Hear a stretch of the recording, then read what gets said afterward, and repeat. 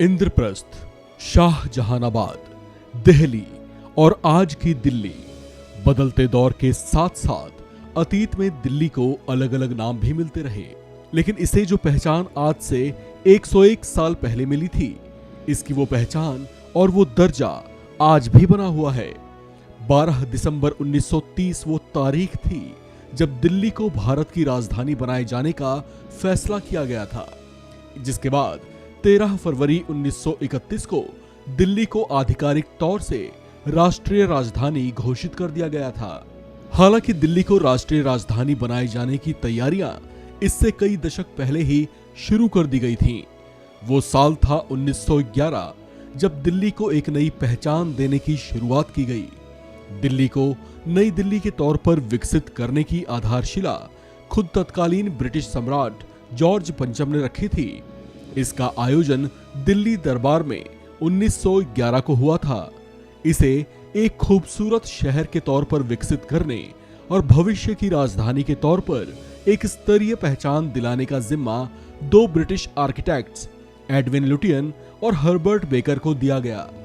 इस काम के पूरा होने में पूरे 20 साल का वक्त लग गया, लेकिन फिर जो दिल्ली संवर कर दिखाई दी, उसकी खूबसूरती देखते ही बनती थी। 13 फरवरी 1931 जब दिल्ली ब्रिटिश शासन की नई राजधानी बनने को तैयार थी, तब भारत के तत्कालीन वायसराय लॉर्ड इरविन ने दिल्ली का उद्घाटन नई राष्ट्रीय राजधानी के तौर पर किया। 1931 से दिल्ली ब्रिटिश सरकार के शासकीय कामकाज का केंद्र बन गई। भारत की राजधानी नई दिल्ली बनने से पहले कोलकाता 1911 तक देश की राजधानी थी। हालांकि दिल्ली कई साम्राज्यों का वित्तीय और राजनीतिक केंद्र थी जो पहले भारत पर शासन कर चुके थे। दिल्ली सल्तनत के शासन काल के साथ साथ मुगलों के शासन काल का केंद्र भी दिल्ली रही। मुगल बादशाह शाहजहां के दौर में दिल्ली को शाहजहानाबाद नाम दिया गया था। दिल्ली को राजधानी बनाए जाने के मुख्य कारणों में दिल्ली की भौगोलिक स्थिति थी।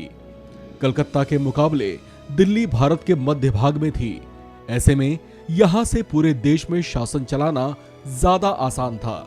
दिल्ली को राजधानी बनाने के प्रस्ताव में ऐसे कारणों को ब्रिटिश राज ने स्वीकार किया, जिसके बाद 12 दिसंबर 1911 को दिल्ली दरबार के दौरान ब्रिटिश भारत के तत्कालीन शासक जॉर्ज पंचम ने घोषणा की कि भारत की राजधानी नई दिल्ली के तौर पर विकसित की जाएगी।